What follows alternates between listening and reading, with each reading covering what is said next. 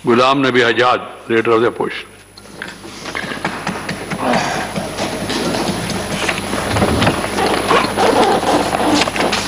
माननीय chairman sir, आज मैं यहाँ खड़ा हुआ हूँ माननीय राष्ट्रपति जी का धन्यवाद करने के लिए कि उन्होंने दोनों सदनों के सदस्यों को संबोधित किया। सर, मैं अपनी बात सिर्फ दो मुद्दों पर रखूंगा, किसान और जम्मू कश्मीर।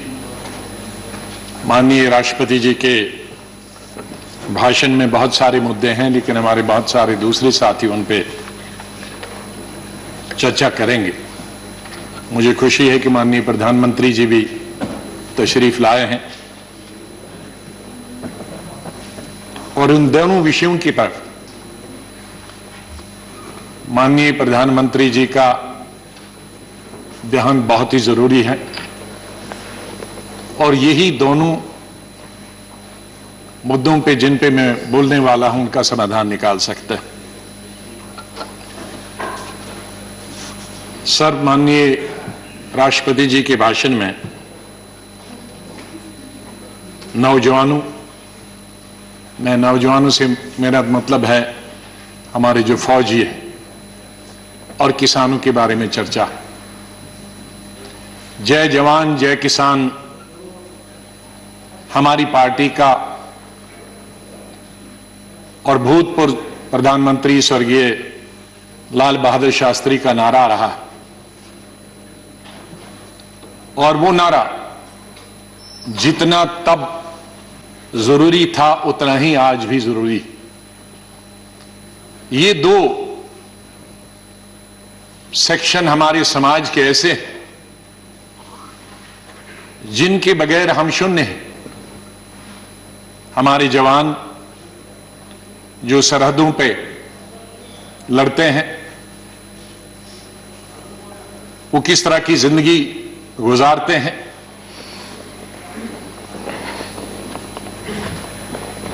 और कितनी ठंड में रहते हैं। शरद पवार जी जब 1991 में रक्षा मंत्री थे, मैं पार्लियामेंट्री अफेयर्स मिनिस्टर था, हम वहां चले गए थे कश्मीर में। कश्मीर के पहाड़ियों पे जहां 16,000 फुट की बुलंदी पे ग्लेशियर हमारे फौजी रहते हैं। छत बर्फ की, दीवारें बर्फ की, फर्श बर्फ का, और इस तरह इस दफा जितनी सर्दी पड़ी है शायद कभी इतिहास में नहीं हुई है।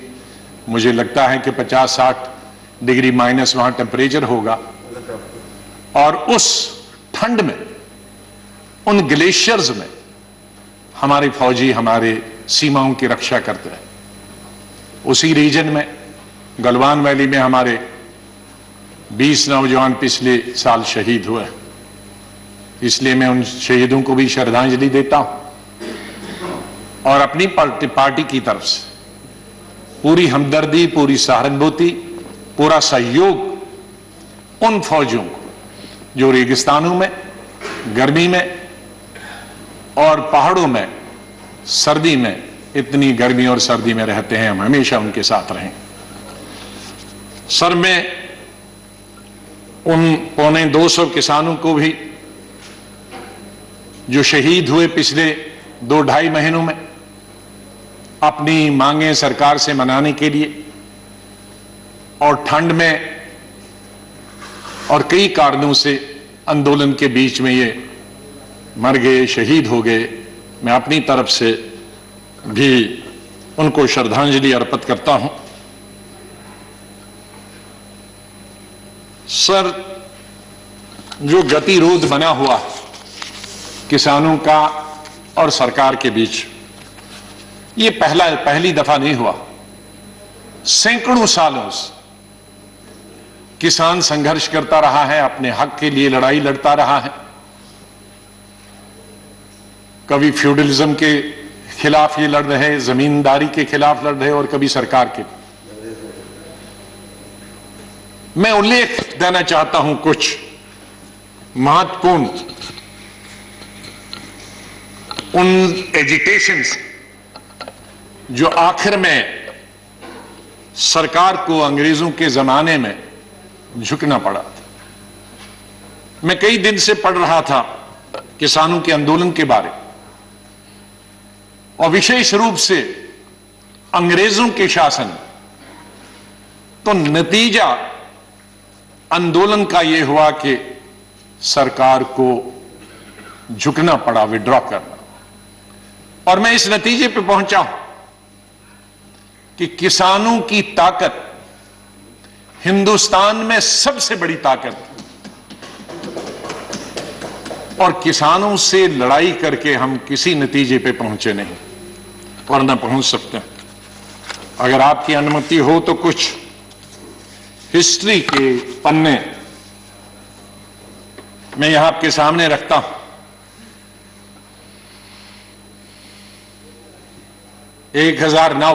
1900 से और 1906 के बीच में 3 कानून यूनाइटेड इंडिया में और ब्रिटिश इंडिया की हुकूमत में हुए। वो है पंजाब लैंड कॉलोनियल एक्ट 1900, दूसरा दुआबबारी एक्ट 1906, द कॉलोनियल एक्ट 1906। ये 3 कानून के खिलाफ, ये 3 कानूनों में क्या था कि जमीन की मालिक ब्रिटिश सरकार होगी और मालिकाना हक से उनको वंचित रखा जाएगा। किसानों को उन्हें बिल्डिंग बनाने की, घर बनाने की और पेड़ काटने की अपनी जमीन पे कोई हक नहीं होगा। और जो बड़ा बेटा होगा परिवार का, अगर वो एडल्ट नहीं होगा, अगर वो बालिग नहीं होगा और मर गया, तो ये जमीन छोटे भाई को जो बालिग नहीं है उसको नहीं ट्रांसफर होगी, जमीन गवर्नमेंट की होगी। इस पर वबाल मच गया और इस पर एजिटेशन 1907 में हुई। और इस एजिटेशन का संचालन कौन कर रहे थे? अजीत सिंह, सरदार अजीत सिंह, बड़े भाई भगत सिंह जी के, किशन सिंह जी भगत जी के पिताजी, घसीटा राम जी, सूफी अंबा प्रसाद जी। और प्रोटेस्ट पूरे पंजाब में हुए। और उस वक्त बांकीलाल जो जंग के एडिटर थे, उन्होंने पगड़ी संभाल जट्टा पगड़ी संभाल वे का एक गीत बनाया जो उस वक्त का सबसे बड़ा मशहूर और क्रांतिकारी गीत बना।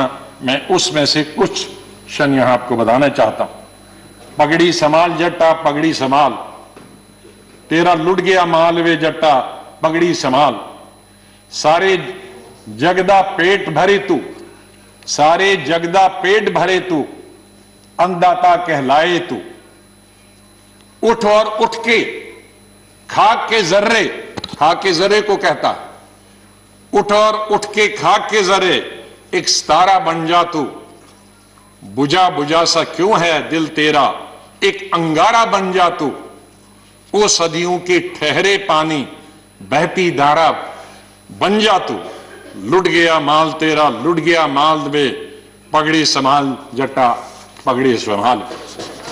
तो ये इस तरह से उस गीत ने एक नया जोश, एक नया वलवला, एक जगह नई जागृति उन किसानों में पैदा की।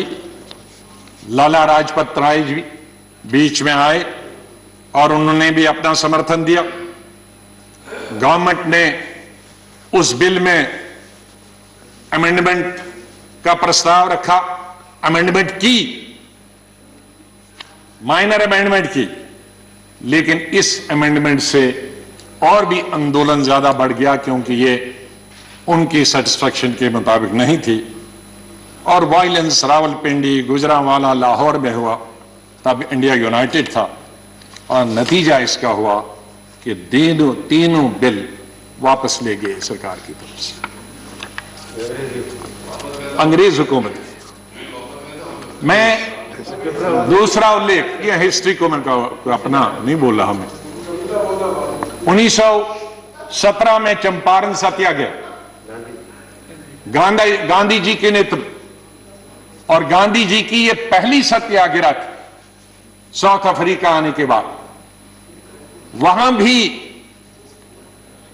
नील की खेती होती थी, इंडिगो जिसको अंग्रेजी में बोलते थे, और वो जबरदस्ती अंग्रेज खेती वो करवा रहे थे, उन्हें अपनी खेती धान वगैरह की इजाजत नहीं थी। गांधी जी पहुंचे, वो लंबी स्टोरी में यहां नहीं बताना चाहता हूं, और सरकार को मजबूर किया कि कानून लाए नील की खेती को खत्म करने के लिए। बिहार और उड़ीसा लेजिस्लेटिव एक ही स्टेट था, उसमें बिल लाया गया, लेकिन मेंबर्स ने यह मांग की कि इस बिल को सिलेक्ट कमेटी को भेजा गया है, और ब्रिटिश सरकार ने वो मेंबर्स की मांग मानी और इसको सिलेक्ट कमेटी में भेजा गया।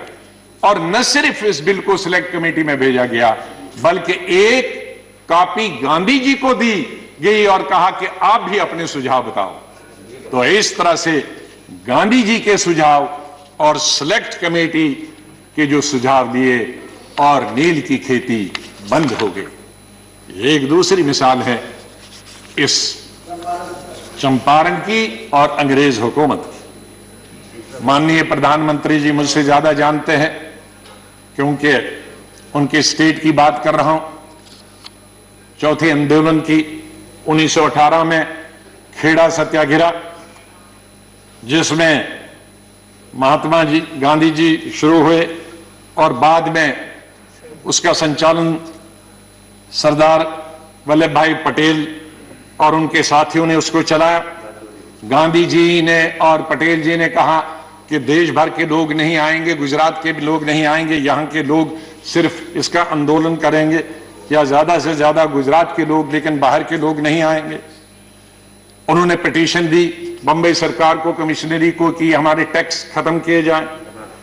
उन्होंने बंबई सरकार ने, जो उस वक्त की यूनाइटेड सरकार थी ब्रिटिश की, उन्होंने उनकी डिमांड को रद्द कर दिया, और उनको वार्न किया गया कि अगर आप ये टैक्स नहीं देंगे, आपकी जमीन जब्त की जाएगी, आपकी प्रॉपर्टी जब्त की जाएगी, आप जेल में जा सकते हैं। लेकिन रिवोल्ट इतना बढ़ा कि लोगों ने उसकी कोई परवाह नहीं की गई। प्रॉपर्टी उनकी ली गई, जमीन उनकी ली गई, और जमीन सीज की गई, लोगों को अरेस्ट किया गया, लेकिन आंदोलन खत्म नहीं हुआ। और उसका नतीजा क्या हुआ?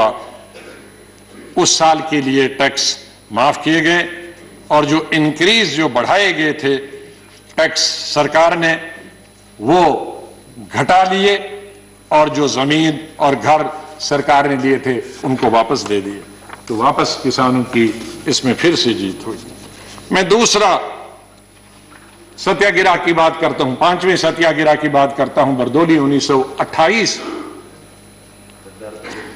इसमें भी 1925 में गवर्नमेंट बंबई प्रेसिडेंसी ने टैक्स बढ़ाए किसानों के 22%। इतना कभी भी टैक्स नहीं बढ़ा था। और सरदार वल्लभ भाई पटेल जी ने गवर्नर बंबई को लिखा टैक्स कम करने के लिए, लेकिन गवर्नर ने वो रिजेक्ट कर दिया। उसके बाद नॉन पेमेंट की वजह से लोगों को तंग किया गया, उनकी प्रॉपर्टी, उनके जान माल की हिफाजत करना मुश्किल हो गया था, और गवर्नमेंट ने ऑक्शन कर दी कई जमीनें और कई घर। लेकिन एक भी आदमी उस ऑक्शन के लिए नहीं आया। गवर्नमेंट ने तो ऑक्शन की, लेकिन ना जमीन लेने के लिए कोई आया, न घर लेने के लिए आया, न कैटल लेने के लिए आया। ये यूनिटी थी सरदार पटेल जी के नेतृत्व में। लेकिन रिजल्ट क्या हुआ कि 1928 में गुजरात में सबसे बड़ा सिविल ओबीडियंस हो गया सरदार पटेल जी के नेतृत्व में, और रिजल्ट ये हो गया कि गवर्नमेंट ने तमाम जमीनें वापस कर दी, और जो 22% टैक्स लगा था, उसको लगान लगा था, उसको 6.03%, मतलब 6% किया 22% से। तो फिर किसानों की एक बार फिर जीत हो गई। तेलंगाना 1940 से 1950, और यहां जमींदारों और एक गरीब वॉशर वुमन के बीच में, जमींदारों ने जिनके पास सारी जमीनें थे, उन्होंने हड़प की एक वॉशर वुमन की जमीन, लेकिन आंदोलन शुरू हुआ, इतना आंदोलन बढ़ा कि जो जमींदारों की अपनी जमीन भी थी वो भी लोगों ने वापस ले ली। ये इस तरह के आंदोलन हमारे इतिहास में हुए हैं, और ताकत हमेशा वहां उनके सामने सर झुकाना पड़ा। मैं एक अभी हाल की 32-33 साल पुरानी की बात, जिसमें मैं पार्टी रहा डिसीजन, अक्टूबर 1988 में कांग्रेस पार्टी एक रैली करना चाहती थी बोट क्लब में। उन दिनों बोट क्लब में पब्लिक मीटिंग करने की इजाजत, राजीव गांधी जी प्रधानमंत्री थे, मैं संगठन का जनरल सेक्रेटरी था, कई राज्यों का, यूपी का इंचार्ज, पंजाब हरियाणा का इंचार्ज था, और रैली का इंचार्ज था। हमने तकरीबन 5 लाख रैली पूरे देश की, बल्कि 10 लाख के लिए पूरी ट्रेनें लगाई थी पूरी देश भर से। मुझे सब्जेक्ट मालूम नहीं है क्यों की थी हमने, लेकिन रैली थी, क्योंकि रैली का इंचार्ज था, और रैली बोट क्लब में पूरे देश से ट्रेनें आने वाली। और कई दिनों से टिकाइट जी का आंदोलन चल रहा था किसान। सर जो आज प्रेजेंट टिकाइट है, इनके पिताजी बुजुर्ग थे, हुक्का पीते रहते थे, और जहां भी राम गोपाल यादव जी को मालूम होगा, कई दिनों से उनका वहां यूपी में ही आंदोलन चल रहा था। लेकिन पेपरों में जब आया कि हमारी कांग्रेस की रैली हो रही है बोट क्लब में इस डेट को, और हम तैयारी कर रहे थे दूसरे दिन, अब ट्रेनें सुबह आनी थी, और उसी दिन ये बहुत किसानों की रैली थी हमारी कांग्रेस पार्टी की। हम देखते हैं कि एक दिन पहले टिकाइट जी 50,000 लोगों के साथ बिस्तरे और खाट और हुक्के और अनाज लेके बोट क्लब में बैठे। अचानक हमें we were taken by surprise. अब एक दिन था बीच, और सरकारी कर्मचारी आए, मैं प्रधानमंत्री जी के पास बैठा था, तो उन्होंने कहा कि निकाला जाए। हमने कहा किसानों के साथ लड़ाई नहीं करनी, हम अपना वेन्यू हटा देते हैं। हमने अपना वेन्यू हटू लाल किले में हटा दिया, हमने उसको अनाउंस नहीं किया। हमने सुबह जहां ट्रेनें आनी थी, ट्रक आनी थी, वहां लोगों को, सैकड़ों लोगों को रखा, और वहां कहा बोट क्लब में नहीं जाना है, लाल किले में जाना। इसलिए उनको पता नहीं लगा कि वो लाल किले में आ सकते हैं। तो हमने विड्रॉ किया, हमने लड़ाई नहीं लड़ी हमने उनको, वरना एक टैगर करते तो कितने लोग जख्मी होते। नतीजा उसका हुआ कि 2 दिन के बाद टिकाइट जी ने, 3 दिन के बाद टिकाइट जी ने खुद विड्रॉ करके वो चले गए। ये मैं हाल की मिसाल बताना चाहता हूं। माननीय प्रधानमंत्री जी, ये किसान, हमारे किसान, हमारे, जब मैं कहता हूं कांग्रेस के नहीं, आपके, हमारे, सब हिंदुस्तान के 130 करोड़ लोगों के अन्नदाता, हमारे, इनके बगैर हम कुछ भी नहीं। जो कुछ भी आज हम हैं, इंसान को जिंदा रहने के लिए 3 वक्त की रोटी और 2 वक्त की रोटी तो कम से कम होनी चाहिए। ये रोटी आज न सिर्फ हमें 130 करोड़ लोगों को देते हैं, बल्कि दुनिया के देशों में जहां हम अनाज बेचते हैं सरकार के द्वारा और प्राइवेट तौर पे भी, ये उनके भी अंदाता। इनसे क्या लड़ाई लड़नी? हमें लड़ाई लड़ने के लिए और बहुत फ्रंट है। हमारी बॉर्डर पे जो दुश्मन खड़ा है, पाकिस्तान है, चीन है, हम मिलकर उनका लड़ाई करेंगे। हम आपके साथ, बिल्कुल बिल्कुल साथ है, पूरा देश साथ है, हमारी पार्टी साथ। चीन और पाकिस्तान अगर हमारी तरफ नजर उठाकर भी देखता है तो हम आपके साथ। लेकिन किसानों के लिए क्या है? ये बेचारा मुश्किल से पहले मुगलों के जमाने में, फिर अंग्रेजों के जमाने में, फिर लैंडलॉर्ड्स के जमाने में, फिर मनी लॉन्ड्रिंग करने वाले के, अब आपको मालूम है ये भरता जो हुई है या किसानों में सेल्फ सफिशिएंसी आई है, ये सिर्फ कांग्रेस के वक्त में आई है। उसमें मत जाइए, मैं अगर फिर गिनूंगा फिर बहुत 1 घंटा और लगेगा, मैं टाइम उसमें नहीं लेना। माननीय प्रधानमंत्री जी जानते हैं कितने हरित क्रांति कब आई, कैसे आई, ये ट्रैक्टर, ये फैक्ट्रियां, ये कहां से बनी, और ये प्रोजेक्ट्स कहां से बने, ये नहर कहां से बनी, ये डैम, भाखड़ा डैम से लेकर गुजरात से लेकर हिंदुस्तान के महाराष्ट्र से लेकर बिहार और यूपी तक ये डैम कहां से बनी, किसानों के बिजली के दाम, पानी निकालने के लिए उसमें कंसेशन किसने दी, मैं उसमें नहीं जाना चाहता हूं। उसमें हमें क्रेडिट नहीं है, सरकार का दायित्व। हम सरकार में थे तो हमने किया, आप सरकार में हैं प्रधानमंत्री जी, उसमें और कुछ कर रहे हैं, बधाई। पुरानी सरकार को भी बधाई, आपको भी बधाई। इसमें लड़ाई क्या है? ये जो हम अनाज बढ़ाने का प्रयास करते हैं तो ये तो अपने लिए करते हैं, अपने देश के लिए करते हैं, किसी पर हम एहसान नहीं रखते, तो उसमें विवाद में नहीं जाना। तो मैं माननीय प्रधानमंत्री जी से 2-3 निवेदन करूंगा। जैसे मैंने कहा कि किसानों के साथ हमें लड़ाई नहीं लड़नी। अंग्रेज जब ये तमाम चीजें मैंने दिया कि अल्टीमेटली अंग्रेजों ने विड्रॉ किया, तो हम क्यों नहीं कर सकते? हमारे भाई हैं, हमारे एक है। तो अगर सिलेक्ट कमेटी उस वक्त जाता, अगर स्टैंडिंग कमेटी ये जाता, तो शायद वो वक्त नहीं आता। तो मेरी सरकार से ये विनती है कि आप इन तीनों बिल को वापस ले ले। कुछ लोग गुम हो गए हैं, उनके बारे में माननीय प्रधानमंत्री जी से मैं निवेदन करूंगा कि कोई कमेटी बनाएं जो उनकी छानबीन करे, कहां गए हैं 26 जनवरी को। या मैं 26 जनवरी का उल्लेख किए बगैर नहीं रह सकता हूं। हम जितनी भी निंदा और जितनी भी निंदा की जा सकती है, हम और हमारी पार्टी उसकी निंदा करती है, पूरी विपक्ष निंदा करता कि जो भी लाल किले पे हुआ वो बिल्कुल नहीं होना चाहिए। वो लोकतंत्र के खिलाफ है, डेमोक्रेसी के खिलाफ है, लॉ एंड ऑर्डर की दुश्मनी से भी खिलाफ। जहां प्रधानमंत्री देश को, दुनिया को संबोधित करते हैं और वहां हमारे नेशनल फ्लैग के साथ बेइज्जती की जाए, इंसल्ट की जाए, उसे बर्दाश्त नहीं किया जा सकता। ऐसे लोग जो उसमें इन्वॉल्व थे उनको कड़ी से कड़ी सजा दी जानी चाहिए।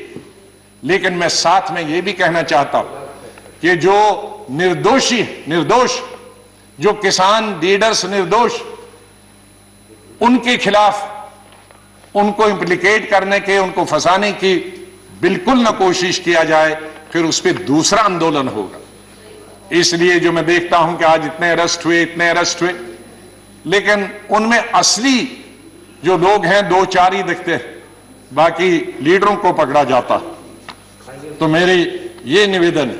और इसी से जुड़े हुए कुछ हमारे पत्रकारों को और एक मेंबर शशि थरूर जी को भी उनके देशद्रोही के केस बनाए गए हैं। एक इंसान जो फॉरेन मिनिस्टर रहा, फॉरेन मिनिस्टर ऑफ स्टेट रहा, भारत का नेतृत्व विश्व में करता, वो कैसे देशद्रोही हो सकता? वो अगर देशद्रोही है तो फिर तो हम सब देशद्रोही, फिर कौन नहीं देशद्रोही? कैसे हम एक मेंबर ऑफ पार्लियामेंट जो लोगों ने लोकसभा में चुन के आता, जो देश का नेतृत्व विदेश में करे, उसको हम देशद्रोही कहेंगे? मीडिया के कई एडिटर्स, बहुत बड़े बड़े नाम हैं जो देश की सेवा करते हैं, डेमोक्रेसी को जिंदा रखने में उनका सहयोग रहा, उन पर अगर देशद्रोही का केस चलाएंगे हम, तो मेरे ख्याल में ये लोकतंत्र के खिलाफ होगा और इस सरकार के खिलाफ होगा। माननीय प्रधानमंत्री जी बड़े दिल वाले हैं, तो ये छोटी छोटी लोग, छोटी छोटी चीजें कई आते हैं, रिकमेंड होती है, उनको नजरअंदाज कर देना चाहिए। और बड़े आपके सामने तो इतनी चैलेंजेस हैं, इकोनॉमिक चैलेंजेस हैं, इतने कोविड के बाद तो हमको शून्य से शुरू करना है। आपके पास इतने बड़े बड़े मसले हैं हल करने के लिए।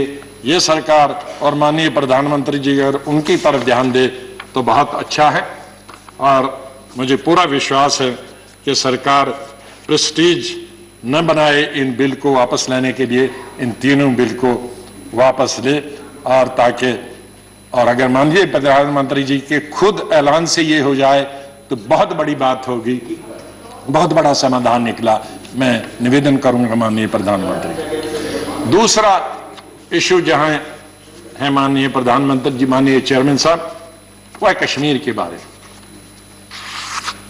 5 अगस्त 2019 को आर्टिकल 370 खत्म हुआ। ठीक मानते हैं कि आर्टिकल 370 रूलिंग पार्टी का एक एजेंडा था, लेकिन मेरी समझ में आज तक नहीं आया। मैंने दर्जनों बल्कि सैकड़ों स्पीचेस जब मैं 4th 5वीं क्लास से था तब से अटल बिहारी वाजपेयी जी के सुने हैं। जब भी वो जम्मू आते थे और भाषण करते थे, साल में 1-2 दफा आते थे, और यहां पार्लियामेंट तक, इस सदन में उस सदन, एज मिनिस्टर, एज एमपी, उनके एज प्रधानमंत्री, सैकड़ों भाषण सुने। मैंने एक बार भी माननीय अटल बिहारी वाजपेयी जी या उस वक्त के होम मिनिस्टर या गृह मंत्री या बीजेपी का एक लीडर, एक एमपी नहीं सुना हूं 5 अगस्त 2019 तक जिसने किसी सभा में या किसी जगह यह डिमांड की हो या किसी मैनिफेस्टो में यह डिमांड की हो कि स्टेट के 2 हिस्से और यूटी बनाई जाए। सर, मैं अंडरस्टैंड कर सकता हूं और उसमें मैं समर्थन करता। ले डिस्ट्रिक्ट, कारगिल डिस्ट्रिक्ट नहीं, ले डिस्ट्रिक्ट, लद्दाख में 2 डिस्ट्रिक्ट हैं, कारगिल और ले, सिर्फ एक ले डिस्ट्रिक्ट यूनियन टेरिटरी मांगती थी। मैं मानता कि अगर गवर्नमेंट ले को यूनियन टेरिटरी देती और स्टेट को नहीं छेड़ती, लेकिन यह मेरी समझ से आज तक बाहर है कि इतनी बड़ी स्टेट जो अकबर बादशाह के जमाने से लेकर आज तक इस कंट्री की सबसे बड़ी स्टेट थी और शायद दुनिया में दिल्ली के बगैर अगर किसी स्टेट को दुनिया जानती है वो कश्मीर को जानती। उसकी हिस्टोरिकल बैकग्राउंड, उसकी ब्यूटी की वजह से दुनिया, मैं दुनिया की बात करता हूं, दिल्ली के बाद, क्योंकि दिल्ली कैपिटल है, इसके बाद अगर कोई दुनिया के सब हेड्स ऑफ स्टेट्स और हेड्स ऑफ गवर्नमेंट्स और फॉरेन मिनिस्टर पूछेंगे तो शायद कोई भी ऐसा आदमी नहीं होगा जो कश्मीर को नहीं जानता। तो उस स्टेट को हमने एक यूनियन टेरिटरी बना के रखा। मेरी आज तक समझने वो कोई आके मुझे तो समझाए कि ये क्यों बनी। सर, जो बताए गए थे, मैं ये कहना चाहता था कि आज जितना लॉ एंड ऑर्डर से है, इससे 100 गुना लॉ एंड ऑर्डर जब स्टेट थी अच्छी थी। मिलिटेंसी जब गवर्नमेंट थी, स्टेट थी, मिलिटेंसी सबसे कम थी और आज सबसे हाईएस्ट। डेवलपमेंटल वर्क सबसे अच्छे थे जब स्टेट गवर्नमेंट थी, चाहे कोई भी हो, चाहे बीजेपी और टीडीपी की गवर्नमेंट ही क्यों ना हो। मैं स्टेट रन गवर्नमेंट कहता हूं, कोई चीफ मिनिस्टर के अंदर डेवलपमेंटल वर्क सबसे ज्यादा चल रहे थे। आज कोई डेवलपमेंटल वर्क नहीं चल रहा। कई जो पैरामीटर्स हैं, एजुकेशन से, हेल्थ से लेकर बाकी जितने पैरामीटर्स, मैं उनको दोबारा नहीं बताना चाहता हूं, मैं पिछली दफा इस सदन में बोल चुका हूं। तकरीबन 30-40 ऐसे पैरामीटर्स हैं जो नेशनल एवरेज से भी अच्छे हैं। और क्या प्रमाण चाहिए? कोई कास्ट, कोई कम्युनलिज्म, कोई जम्मू और कोई कश्मीर के बीच में, कोई हिंदू, कोई मुसलमान, कोई सिख के बीच में लड़ाई नहीं थी। सर, आज टूरिज्म खत्म हो गया।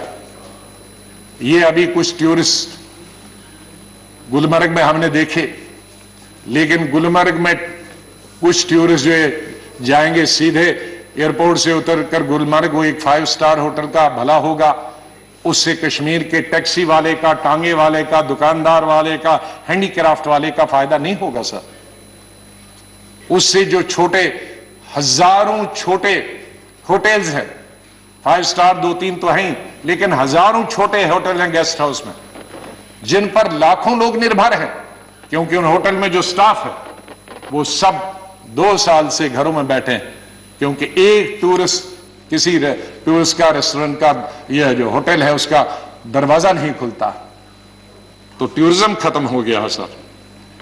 एजुकेशन खत्म होगी। पहले 4-5 महीने तो सब स्कूल, कॉलेज, यूनिवर्सिटी 6 महीने बंद रहे, फिर कोविड आया, उसकी वजह से बंद रहे, अभी तक बंद है सर। उस स्टेट में डेवलपमेंट कैसे हो सकती है जहां 2-2 साल कॉलेज, स्कूल और यूनिवर्सिटीज बंद रहे? सर, अब कुछ अरसे से स्टेट गवर्नमेंट ने शुरू किया है ऑनलाइन, लेकिन ऑनलाइन कहा, 8 महीने तो टेलीफोन ही नहीं था, अब टेलीफोन है तो 2G है सर। 2G कहां चलता है आज? 4G की मांग है, तो वो नहीं हो रहा, इसलिए एजुकेशन भी जीरो हो गई। प्राइवेट स्कूल बंद हो गए, क्योंकि प्राइवेट स्कूलों ने गवर्नमेंट बताया है नो अटेंडेंस, नो पे। उनके प्राइवेट स्कूल्स में जो टीचर्स थे उनको छुट्टी पे भेज दिया गया। प्राइस कंट्रोल कोई नहीं है। रोड्स की हालत बहुत खराब है। बटोल से हमने सड़क हमारे वक्त से शुरू हुई थी, जम्मू से श्रीनगर, उसमें 250 किलोमीटर तो तभी हमारे वक्त में हुआ था, लेकिन बीच का एक पैक बटोद से लेकर बानहाल तक 30 किलोमीटर का है, 6.5 साल से वो अभी तक नहीं बन रहा है। जिसकी वजह से फ्रूट पिछले साल तो तबाह हो गया था, 2 साल पहले, पिछले साल वो एक महीना सड़क पर रहा, क्योंकि बानहाल और बटोद के बीच में सड़क बंद थी और वो सब फ्रूट ट्रक्स में सड़ गया। तो ये हालत, इसलिए इस हालत को, हाँ, मैं एक चीज के लिए बधाई देता हूं, जो अच्छी बात है उसको बधाई देना चाहती। आपने डीडीसी के इलेक्शन किए थे, ये हमारी बहुत पुरानी मांग थी कि पंचायत राज सिस्टम जो राजीव जी ने शुरू किया था वो जम्मू कश्मीर में लागू होना चाहिए। जब मैं स्वास्थ्य मंत्री था तो हमने अपनी पार्टी में रेजोल्यूशन मूव करने के लिए, मैं यहां से चला गया अपनी पार्टी में रेजोल्यूशन मूव करने के लिए कि इसको लागू होना चाहिए, लेकिन कुछ कारणों से कोalition गवर्नमेंट्स में कई मजबूरियां आती हैं। तो ये बहुत अच्छा कदम हुआ है बीडीसी का और डीडीसी का, उसके लिए मैं सरकार को बहुत बधाई देना चाहता हूं। जो अच्छी बात है उसकी अच्छी है, लेकिन बाकी माननीय प्रधानमंत्री जी कुछ नहीं है, कुछ दिखाई नहीं। इसलिए मेरा सरकार से, माननीय प्रधानमंत्री जी से निवेदन है कि अगर उस स्टेट को डेवलप होना, और मैं कई बार कह चुका हूं, शायद माननीय प्रधानमंत्री जी जब पहले 2015 में याद होगा कि नॉर्थ ईस्ट और जम्मू कश्मीर हमारे लिए बहुत जरूरी है। हम नॉर्थ ईस्ट और जम्मू कश्मीर में कोई भी ऐसा कदम न लें जिसकी वजह से जम्मू कश्मीर, लद्दाख मिलाकर और नॉर्थ ईस्ट के लोग नाराज हो जाए। ये बॉर्डर स्टेट्स, हमको जो पंजाब, हमको इंदिरा गांधी ने यही सिखाया। मैं बहुत छोटी उम्र में उनके साथ मंत्री बना था, उन्होंने यही सिखाया कि हम कई फ्रंट्स पे नहीं लड़ सकते। हम पाकिस्तान पे भी लड़े, हम चीन से भी लड़े,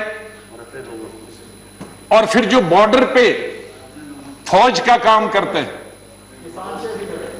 नहीं, उसकी बात में अभी किसान वाली बात खत्म हो गई, मैं जम्मू कश्मीर की बात करता हूं कि वहां हम लद्दाख के लोग भी नाराज हो जाएं। आप कहेंगे उनको यूटी मिली, खुश हो गए।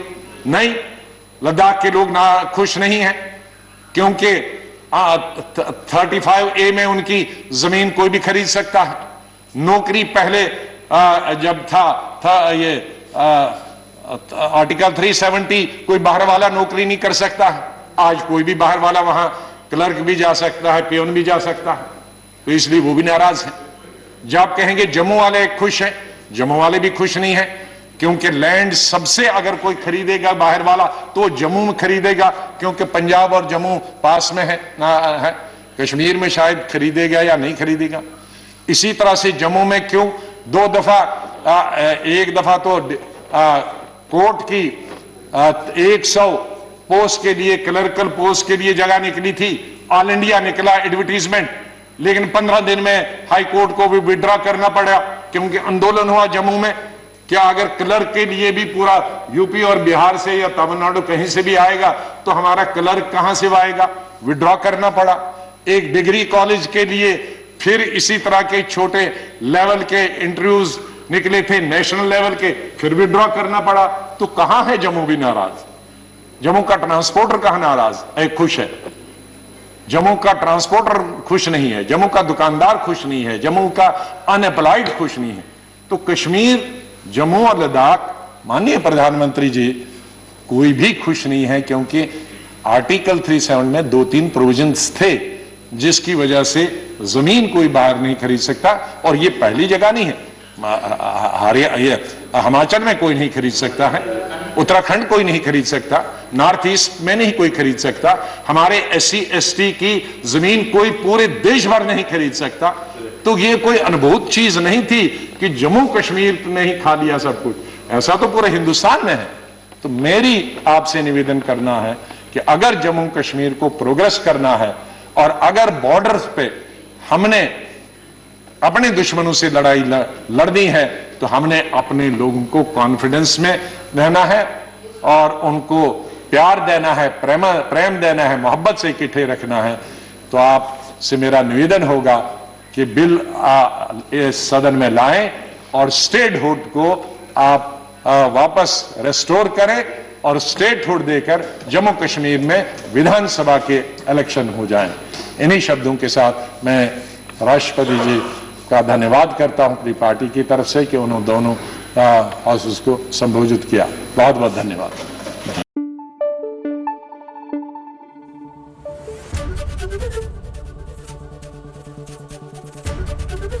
ABP न्यूज आपको रखे आगे।